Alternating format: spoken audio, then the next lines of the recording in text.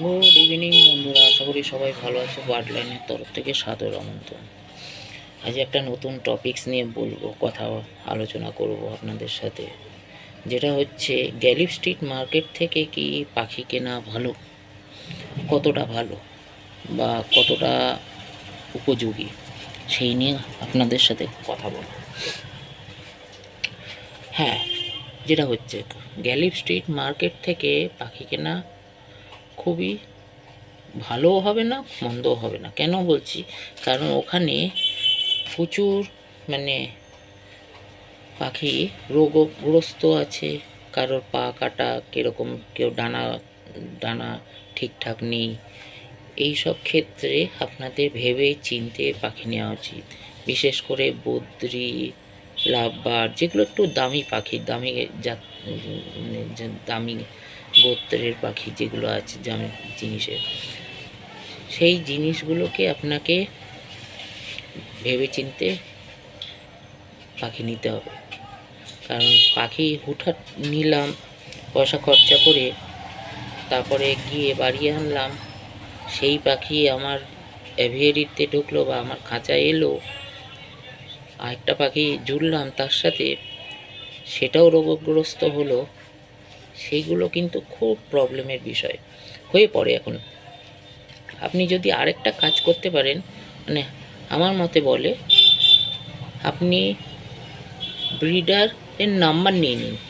First point, ব্রিডারের number নিয়ে নিন, তার বাড়ি যান, বাড়ি থেকে মালটা কালেক্ট করুন, মানে পাখি কালেক্ট করুন।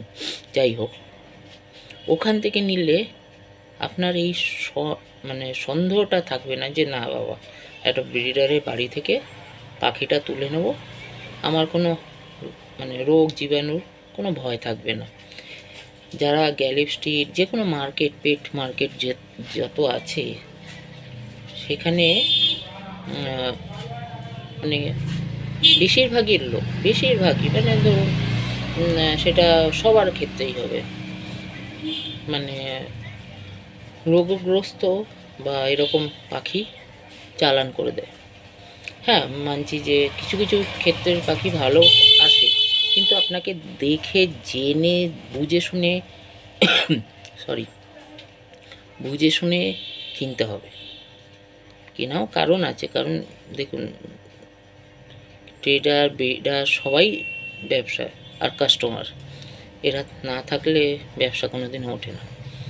যাই হোক, যেটা মন দিয়ে বলার বিষয়, যাই হোক, ওই জন্য ভালো শ্রেণীর পাখি কাদের মানে হাট থেকে বা যেখান থেকেই কিনুন না কেন, বিশেষ করে গ্যালিফ স্ট্রিট মার্কেটে।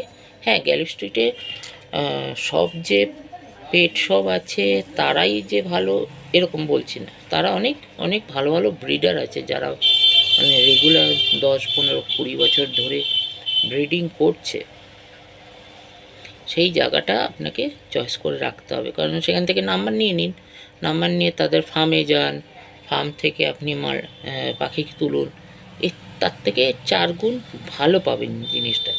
আমি 1-2 বার হয়তো গ্যালিফ স্ট্রিট মার্কেটে গেছিলাম। তা গ্যালিফ স্ট্রিট মার্কেটে আমার মানে আমার চয়েসেবল পাখি ঠিক লাগলো না। কারণ দেখুন, আমিও 2019 সাল থেকে ব্যবসা করছি। আমার মতে আমিও মনে হলো যে না, এখান থেকে নেওয়াটা, যে যেটুকুনি টাকা দিয়ে দেখ, কষ্টের টাকা একটা ভালো ব্যবসায় জিনিস লাগাবো, সেটা সব থেকে ভালো না? যেটুকুনি পয়সা দিয়ে লাগাই না কেন, পয়সা তো মানে হাওয়ায় এসে পড়ে না বা আকাশ থেকে এসে ঝরে পড়ে না, যেটুকুনি পয়সা। সেই জন্য ভাবলাম না, এখান থেকে পয়সাটা এখানে ইনভেস্ট করে লাভ নেই।